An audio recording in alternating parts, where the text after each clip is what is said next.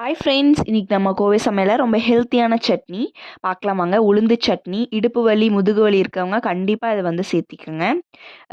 பேனில் வந்து கொஞ்சமாக எண்ணெய் சேர்த்துட்டு 1 ஸ்பூன் அளவுக்கு கடலைப்பருப்பு சேர்த்துக்கோங்க. 1/2 ஸ்பூன் அளவுக்கு வந்து சீரகம் சேர்த்துட்டு கொஞ்சமாக வந்து புளி சேர்த்துக்கலாம்.